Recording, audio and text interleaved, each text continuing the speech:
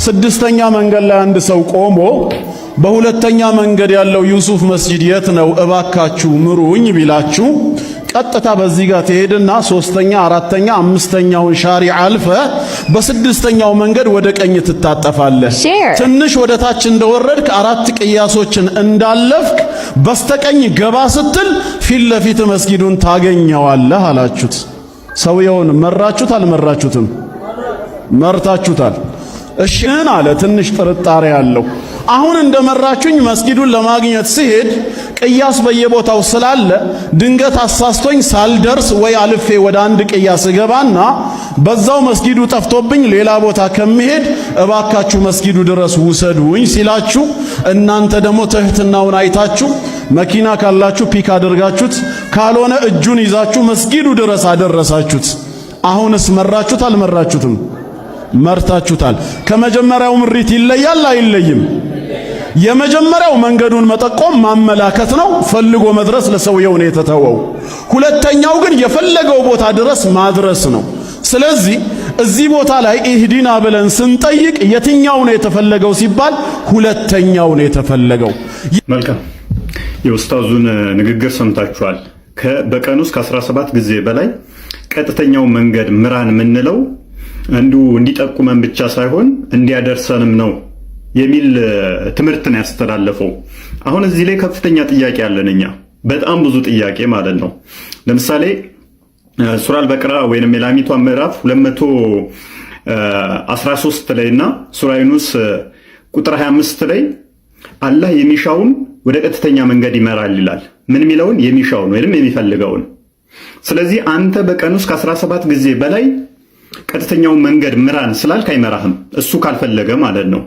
ይሄ ለምን ሆነ ካላችሁ ደግሞ በሱራ 7 179 ላይ ከጋኔንም ከሰዎችም ብዙዎችን ለገሃነም ፈጠርን ይላል።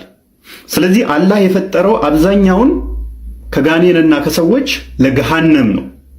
ስለዚህ የሱ ወደ ቀና መንገድም እንዲመራህ የሱ ፍላጎት ነው።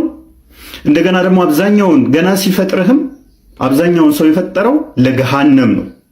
ያንተ አስተዋጽኦ ምንም የለውም ማለት ነው።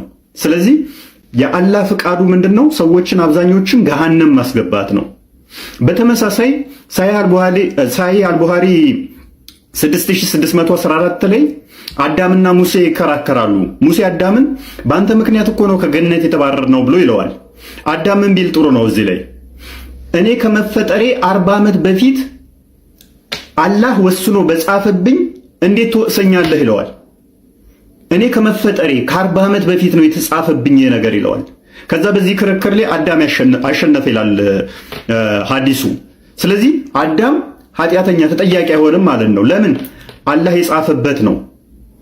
አዳም ያንን ባያደርግ ኖሮ እንደውም አላህ ውሸታም ይሆናል። አዳም ያንን በማድረጉ ደግሞ አዳም ተጠያቂ አይሆንም። ለምን? አላህ የጻፈበት ስለሆነ። በተመሳሳይ ሌላ ሐዲስ ላይ ደግሞ አንድ ሰው እድሜ ልኩን መልካም ነገር አድርጎ ሊሞት ገነት ሊገባ አንድ እርምጃ ሲቀረው የተጻፈበት ከመወለዱ በፊት ለገሃነም ከሆነ አላህ መጥፎ ነገር አሰርቶት ገሃነም ይከተዋል። በተቃራኒው ደግሞ መጥፎ ነገር እድሜ ልኩን ሲሰራ ኖሮ ከመወለዱ በፊት መላእክቶች የጻፉበት ለገነት ከሆነ ገሃነም ሊገባ አንድ እርምጃ ወይንም ትንሽ እርምጃ ሲቀረው መልካም ያሰሩትና ገነት ይከቱታል። ስለዚህ የሰዎች ነፃ ምርጫ ፍሪ ዊል ምንም የለም በእስልምና ውስጥ ማለት ነው። ሌላኛው ግን መንገድ የሚመራን ነው ብሎ ያነሳው ኤግዛምፕል አለ። በመኪና መስጊዱ ጋር ያደርሳችኋል አለ። የጠቆማችሁም ያደረሳችሁም መራ ይባላል አለ። ኦኬ አላህን እዚህ ጋር አሁን እንደነሱ ሁለተኛውን ኤግዛምፕል ነው የምንወስደው አለ። መስጊዱ ድረስ የሚያደርሰን ነው አለ። መስጊዱና መንገድ የሚጠቁመው ሰውዬ አንድ አካል አይደሉም። አላህ እዛ ድረስ የሚያደርስ መስጊዱ ድረስ የሚያደርስ ከሆነ አላህ ራሱ ፈጣሪ አይደለም ማለት ነው። ወደ ሌላ ነገር ነው የሚያደርሳችሁ፣ ወደ ሌላ አካል ነው የሚያደርሳችሁ ማለት ነው። ራሱ መዳረሻ ሳይሆን ወደ ሌላ መዳረሻ ነው የሚያደርሳችሁ ማለት ነው። መዳረሻ አይደለም። መዳረሻ ቢሆን እኮ ያ ሰውዬ ወደ መስጊድ ይዞ አይሄድም ነበረ። ራሱ መዳረሻ ስላልሆነ ግን ወደ ተወሰደ ወደ ሌላ አካል ወደ መስጊድ ወደ ሚባለው መዳረሻ ወሰዳችሁ ማለት ነው። ስለዚህ አላህ ምንድነው ማለት ነው? መድረሻ ሳይሆን አድራሽ ነው። ወዴት ነው የሚያደርሳችሁ ነው የኛ ጥያቄ እኮ። እኛ ኢቭን አላህ ራሱ መንገድ ጠፍቶበት ይጠይቃል። መንገድ እኮ ሱራ አልፈቲሃ ቁጥር 6 ላይ ቀጥተኛውን መንገድ ምራን ይላል። አላህ ራሱ ይጸልያል። ምን ብሎ? ቀጥተኛውን መንገድ ምራን ብሎ። ማንን ነው ቀጥተኛውን መንገድ ምራን የሚለው? ወዴትስ ነው? ሌሎቹ ምዕራፎች ላይ በል የሚል አለ። ሱራ አልፈቲሃ ላይ ግን በል የሚል የለውም። ሲጨንቃቸው አማርኛ ቁርአኑ ላይ ቁጥር 7 ላይ በቅንፍ ውስጥ በል ብለው ከተዋል። ኦሮምኛው ላይ አሁን ብታዩት ትርጉም ኦሮምኛ ላይ በል የሚለው የለም። አረብኛው ላይም በል የሚል የለም። አላህ ራሱ ምን እያለ ይላል? ቀጥተኛውን መንገድ ምራን ይላል። ስለዚህ አላህ ራሱ ቀጥተኛውን መንገድ አያውቀውም ማለት ነው። ሌላ ግን በጣም የሚገርመው አላህና ነብዩ ሙሐመድ ቀጥተኛው መንገድ እንደጠፋባቸው የሚናገርን ላንብብላችሁ። እንደዚህ ይላል ምዕራፍ 34 ቁጥር 24 ላይ ከሰማያትና ከምድር የሚሰጣችሁ ማን ነው በላቸው፣ አላህ ነው። እኛ ወይንም እናንተ በትክክለኛው መንገድ ላይ ወይንም በግልጽ መሳሳት ውስጥ ነን በላቸው። በትክክለኛው መንገድ ላይ ወይንም በመሳሳት ውስጥ ነን በላቸው። ስለዚህ አላህ ምን እያለን ነው? እርግጠኛ አይደለም ማለት ነው። ወይን እኛ ወይን እናንተ ትክክለኛ ነን ወይንም የተሳሳትን መንገድ ውስጥ ነን በላቸው እያለን ነው። ስለዚህ አላህ ሹር አይደለም፣ ሙሐመድም እርግጠኛ አይደለም በመንገዱ ማለት ነው። እርግጠኛ ነው ብትሉ እንኳን ወዴት ነው የሚያደርሳችሁ? ራሱ መዳረሻ እንዳልሆነ ኡስታዙ ባመጣው ኤግዛምፕል ላይ ያሳይተናል። አንድ አካል ካልሆነ ወደ ሌላ ቦታ ነው የሚያደርሳችሁ። ወዴት ነው የሚያደርሳችሁ? ኢየሱስ ግን ምን አለ? ዮሐንስ ወንጌል ምዕራፍ 16 ቁጥር 13 ላይ መንፈስ ቅዱስ ወደ እውነት ይመራችኋል አለ። ወዴት ይመራችኋል? ወደ እውነት። ዮሐንስ ወንጌል ምዕራፍ 14 ቁጥር 6 ላይ ደግሞ ኢየሱስ እንደዚህ ይላል፣ የእውነትና የሕይወት መንገድ እኔ ነኝ፣ በእኔ በኩል ካልሆነ በቀር ወደ አብ የሚመጣ የለም። የእውነትና የሕይወት መንገድ ማን ነው? ኢየሱስ ነው። ስለዚህ የእውነት የሕይወት መንገድ ማን ነው? ኢየሱስ ነው። ወዴት ነው የሚወስዳችሁ? ወደ አብ። የእውነት የሕይወት መንገድ ኢየሱስ ከሆነ መንፈስ ቅዱስ ደግሞ ወደ እውነት የሚያመጣችሁ ከሆነ ወደ አብ የሚኬደው ደግሞ በኢየሱስ ከሆነ ሶስቱም አካላት እዚህ ጋር የተለያዩ ናቸው። ሶስት አካላት አሉ። ሶስት አካላት እንዳሉ አሳይተናል። አላህ ግን ወደ የትኛው አካል ነው የሚያደርሳችሁ? በመለኮት አንድ እንደሆኑ አብና ወልድ ደግሞ ዮሐንስ ወንጌል ምዕራፍ 10 ቁጥር 30 ላይ እኔና አብ አንድ ነን ይላል። ስለዚህ እኛ መንገዱን እናውቃለን። መንገድ፣ ሕይወት፣ እውነት የሆነው መንገድ እናውቃለን። ይህ መንገድ ደግሞ ትክክል እንደሆነም እናውቃለን። ምክንያቱም የዮሐንስ ወንጌል ምዕራፍ 8 ቁጥር 14 ላይ ኢየሱስ እኔ ወደሚሄድበት መንገድ አውቃለሁ ይላል፣ ምስክርነቴም እውነት ነው ይላል። አላህ ግን ምን ብሏል? ወደሚሄድበት መንገድ እንደማያውቅ ምዕራፍ 34 ቁጥር 24 ላይ እኛ ወይን እናንተ ተሳስታችኋል እያለ ነው። ኢየሱስ ደግሞ በዮሐንስ ወንጌል ምዕራፍ 8 ቁጥር 14 ላይ መንገዱን እኔ አውቃለሁ ይላል። ዮሐንስ ወንጌል ምዕራፍ 3 ቁጥር 13 ላይ ከሰማይ ከወረደ በቀር ወደ ሰማይ የወጣ የለም፣ እርሱም በሰማይ የሚኖር የሰው ልጅ ነው ይላል። ስለዚህ እኛ ወዴት እንደምንሄድ እውነተኛውን መንገድ እናውቃለን። ዮሐንስ ወንጌል ምዕራፍ 14 ቁጥር 6 ላይ በግልጽ እኔ መንገድ ነኝ፣ እኔ ሕይወት ነኝ፣ እኔ እውነት ነኝ ብሏል። ይህ መንገድ ብዙ መንገዶች ስላሉ እኔ አለ መንገድ ነኝ አለ። ምን አይነት መንገድ? ብዙ አስተሳሰቦች ስላሉ እውነተኛ መንገድ አለ። ያ እውነተኛ መንገድ ወዴት የሚወስድ ነው? ወደ ሕይወት። ያ ሕይወትስ ወዴት ነው? ወደ አብ። እንደዚህ ነው የኛ መንገድ። አላህ ግን ወደ የትኛው መንገድ፣ ወደ የትኛው እውነት፣ ወዴት ነው የሚወስዳችሁ? አያውቀውም እኮ ራሱ። ሱራ አልፈቲሃ ቁጥር 6 ላይ ራሱ መንገዱን ምሩኝ ይላል። ምዕራፍ 34 ቁጥር 24 ላይ ደግሞ ወይን እናንተ ተሳስታችኋል ወይን እኛ ተሳስተናል ይላችኋል። ስለዚህ ማን ነው ትክክለኛውን መንገድ የያዘው? እኛ እርግጠኛ ነን በመንገዱ። ወዴት እንደምንሄድም ከየት እንደመጣንም ወዴት እንደሚሄድም አስቀድሞ የሚያውቀው የትንሣኤው ጌታ ነግሮናል። እናንተ ግን አታውቁትም። እውነት መሐመድ ወስዶ ይበሰብሳል? ኖ መሐመድማ ለዓለም ጠቅላላ ሕዝብ የተላከ ነብይ ነው። ሌሎቹስ ይበሰብሳሉ? ሌሎቹ ማለት ነቢያቶች እንደዚህ አይደል? ነቢያቶች መልእክተኞች፣ ሌሎቹ መልእክተኞች እኮ ለዓለም ሳይሆን እንደዚህ አይነት ሀገር ሂዱ፣ ፍልስጤም ከሆነ ለፍልስጤም ህዝብ ነው የተላኩት። ነብያችን ግን ለሙሉ ለዓለም ህዝብ ነው የተላከው። ችግር የለውም። ይበሰብሳሉ ወይ ስጋቸው? ይኸውልህ ቁርአን ያፈሰሰው አንደኛ ነገር ይኸውልህ አፈር አትበለውም ይባላል ታውቃለህ? በቃ እኔ ምን አልኩ ታዲያ? ምን የተለየ ነገር ተናገርኩ? ይኸውልህ አንተ ይኸውልህ ምን አልክ መሰለ? ሰው እንደሞተ ይቀሰቀሳል ከዛ በኋላ አልክ። የሰው ልጅ የሚቀሰቀሰው ኖ አይቀሰቀስም። ይኸውልህ እንደሞተ የቂያማ ቀን ነው እንዳለ ሙሉ አንድ ላይ ነው ህዝቡ የሚቀሰቀሰው። አቦ የቀብር ጥያቄ አይጠየቅም ተቀስቅሶ? የቀብር ጥያቄ ተቀስቅሶ አይደለም ሲጀመር ቀበሩ እና ከሞተ እንዴት ነው ሳይቀሰቀስ የምትጠይቀው? እስቲ ስማኝ አንዴ ይኸውልህ። እሺ አፈር ያለብሱሃል ቤተሰቦች እንደሄዱ እና የቀብር ጥያቄ ትጠየቃለህ። እንዴት ሳልነሳ ነው የሚጠየቀው? ይኸውልህ ሳትነሳ ታዲያ ተኝተህ አትጠየቅም እኮ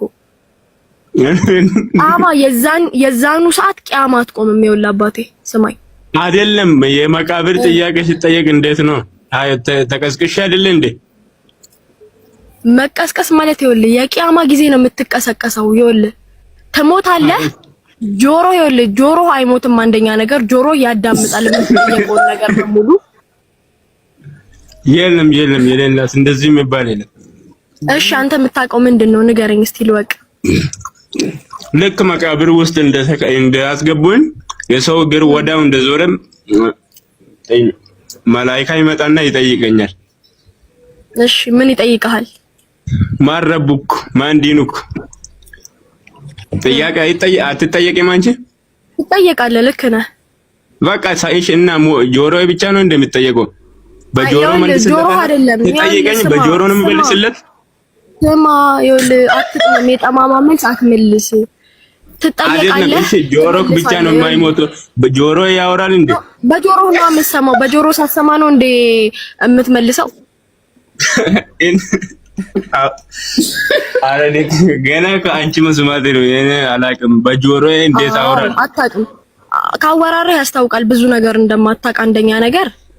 ሁለተኛ ነገር ደግሞ አለማወቅ ኃጢአት አይደለም። እስቲ ንገሪኝ። ህዝብ እኮ አለማወቅ ኃጢአት አይደለም። ይኸውልህ ሙሉ የዓለም ህዝብ የሚቀሰቀሰው የቂያማ ጊዜ ነው።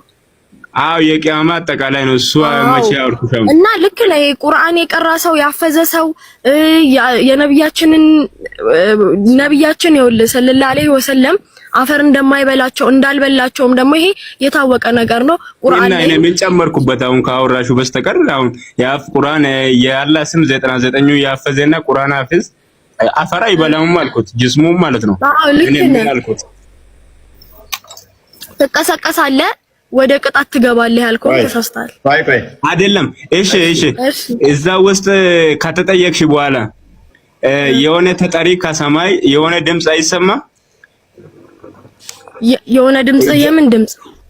በቃ ባሪያዬ ነው ብሎ አላህ አይመልስም። በትክክል ጥያቄውን ከመለስሽ በኋላ ስማ አንደኛ ነገር እንደ ስራ ይወስነዋል።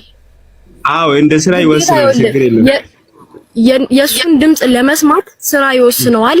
ሁለተኛ ነገር የምትጠየቀውን ጥያቄ በአግባቡ መመለስ መቻል አለብክ። አዎ በአግባቡ መልሼ ማለት ነው። ከዛ ይሰማላ ባሪያዬ ልክ መልሷል።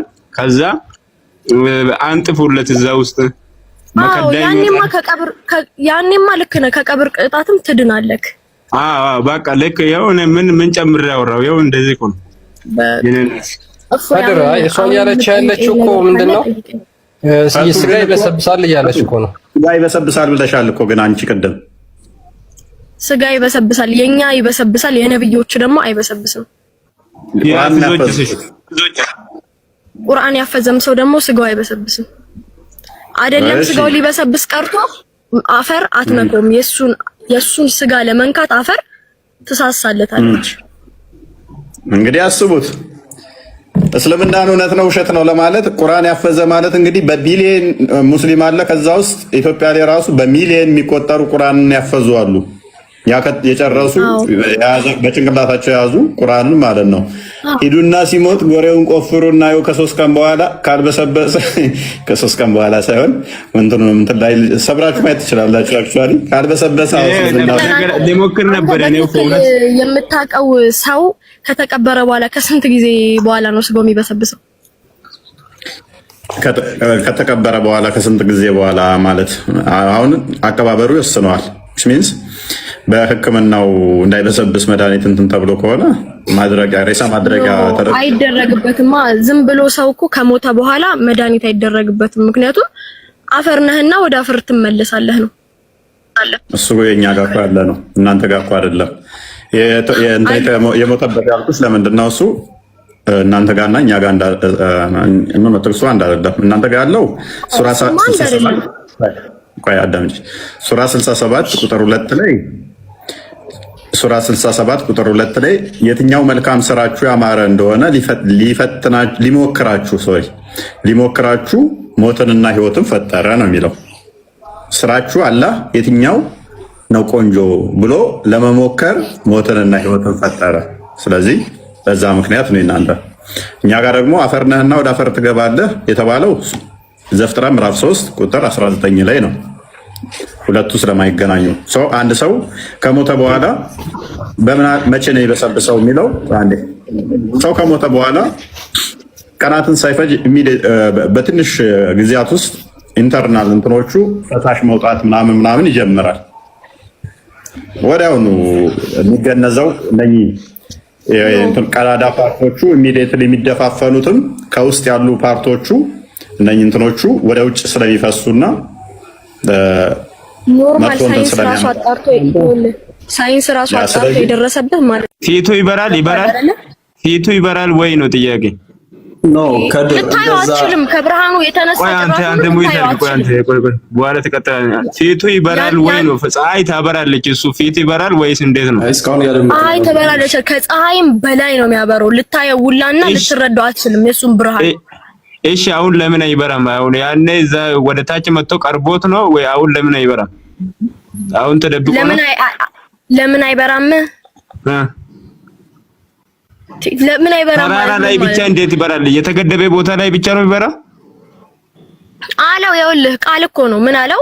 ይሄ ተራራ የኔን ፊት አይቶ ሊቋቋመው ከቻለ ላንተ ፊቴን እገልጽልሃለሁ አለው።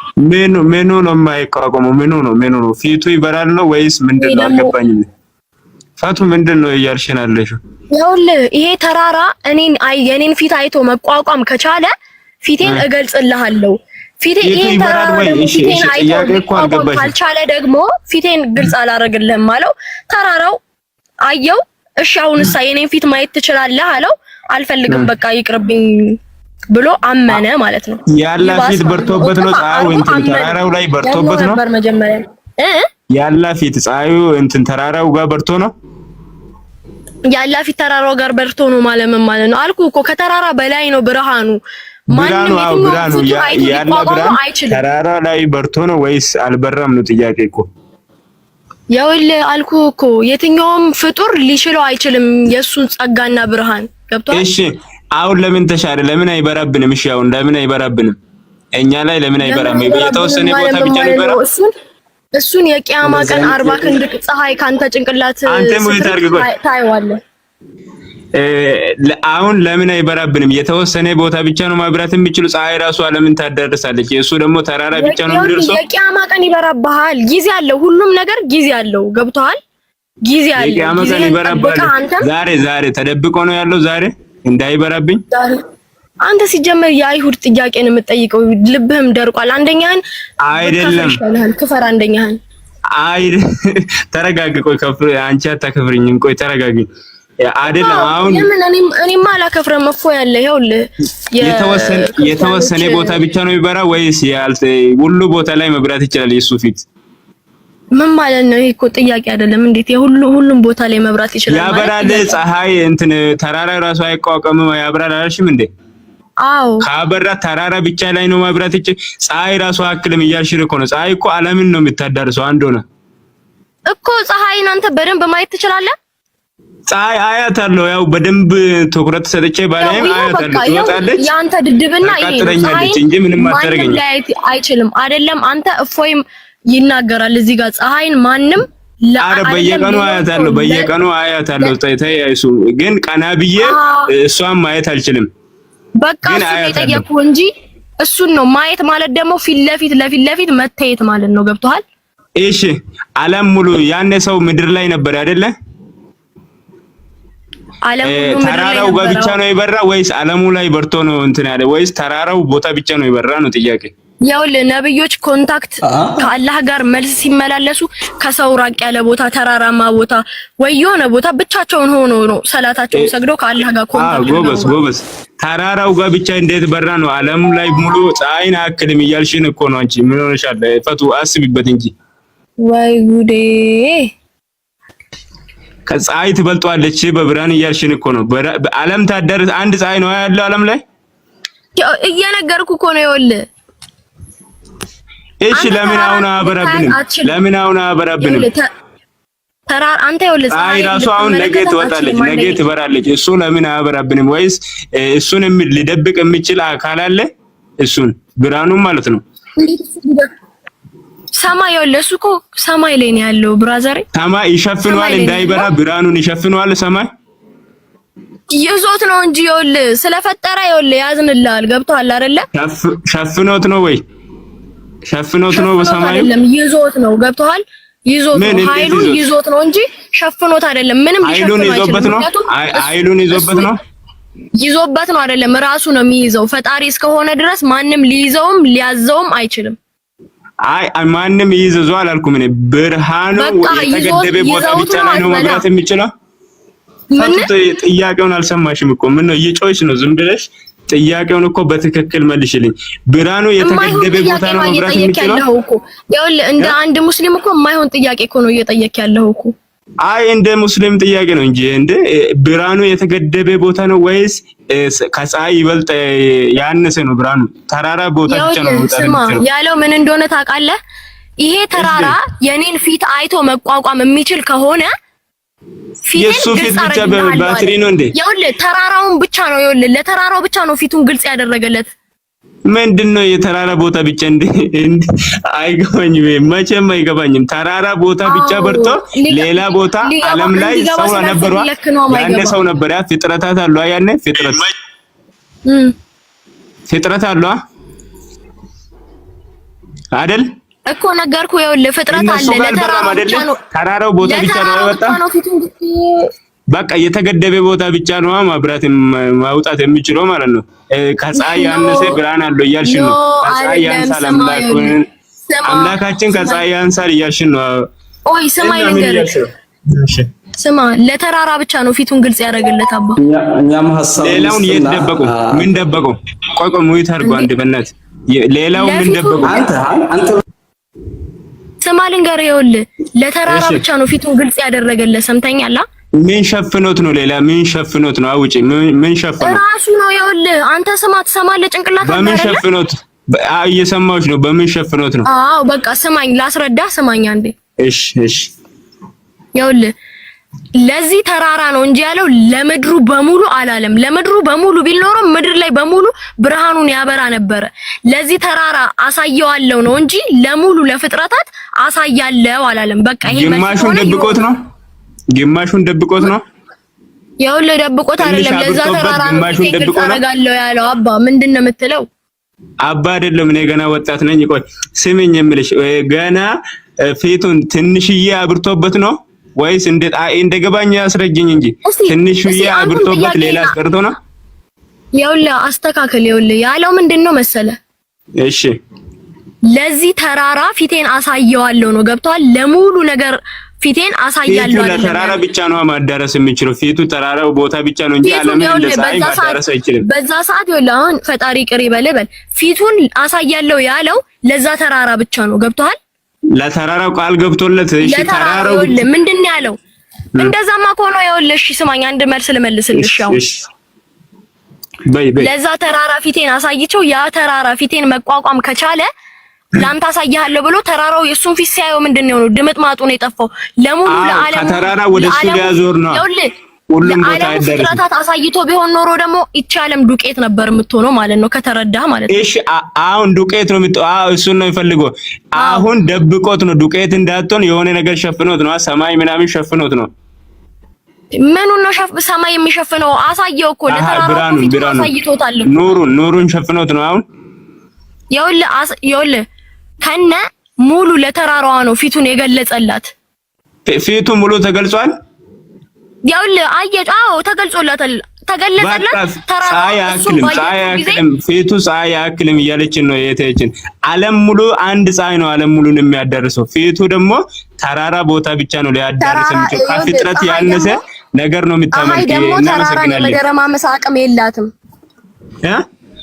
አታደረማምሶ በግልጽ ብርሃኑ ሁሉ ቦታ ያዳርሳል እሱ ስለራቀች ነው እሱ ብትጠጋ ታፈራርሳለች እሷ ግን ስለሱ አይደለም ስለማፈራረስ አይደለም እያወራናለን ግን አንድ ፀሐይ ነው ያለችው እስከ አሜሪካ አውሮፓ ሁሉ ሀገር የምትበራ